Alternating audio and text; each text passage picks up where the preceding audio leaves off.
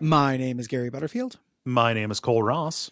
And you're listening to Watch Out for Fireballs Dispatch Roundup Quarter 1, 2024.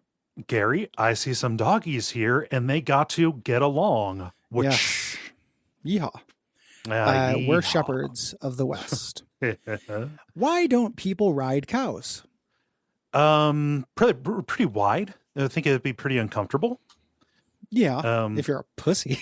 If you can't do the splits. Yeah, you could ride a cow side saddle. I think one of the main reasons people don't ride cows is that they are not especially fast. They don't go very fast unless they're real mad. Yeah, I'm just a cow. I don't go very fast or very far. Yeah. I think as far as unguents go, it's not one of the main ones you want to ride.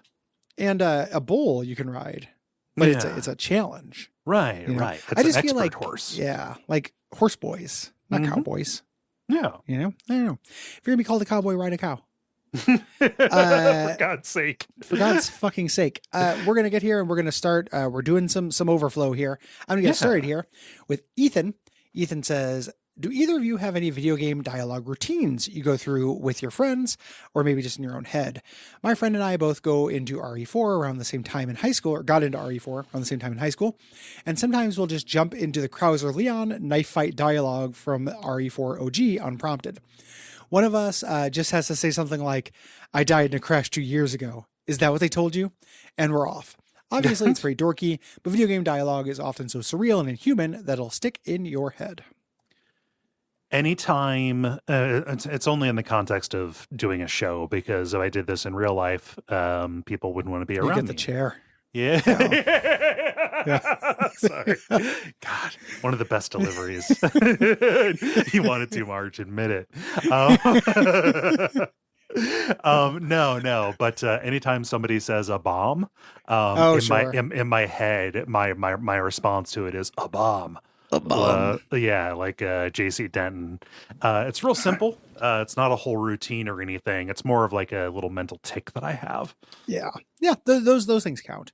Mm-hmm. Me and Will do. I spilled my drink from Deus Ex as well. The bar with the Russian guy who screams that. Me and Derek do a lot of these. Okay. For when we were younger, we used to do Setzer from Final Fantasy VI. Like, it'd be like, hey, do you want to go to the movies? And then we'd be like, my life's just a chip on your pile. Any up. But then eventually we graduated to Gabriel Knight. Oh, yes. And now we can do basically all of Gabriel Knight 1 and 2 at any time. There's a lot of, what? Can you tell me about Damballa? Yeah. That kind of thing. Okay. Yeah, Gabriel Knight's a good one. Yeah. Beautiful game, beautiful man. Put him in Smash. Naveen asks, how do you handle the come down after playing an all-timer game? I finally got around to Disco Elysium recently, and it more than lived up to the hype. But now, nothing I'm playing feels like it measures up. It doesn't feel fair to a game like Sea of Stars, which is itself a lovely throwback RPG, but I feel like I'm unfairly grading it on a curve because it doesn't have nearly the same quality of writing, nor the gameplay systems needed to support said writing. Any tips on recalibrating after my Bender and Martinez? You have to switch genre.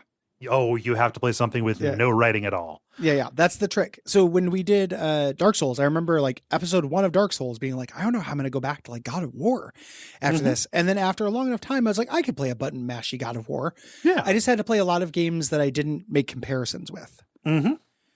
And the same thing happens with writing. Yeah. In a game. Like I would have a hard time going from Disco Elysium to Sea of Stars, I'm sure. Yeah. So I wouldn't. I would go and play Isaac for a while or something that like just didn't care about writing.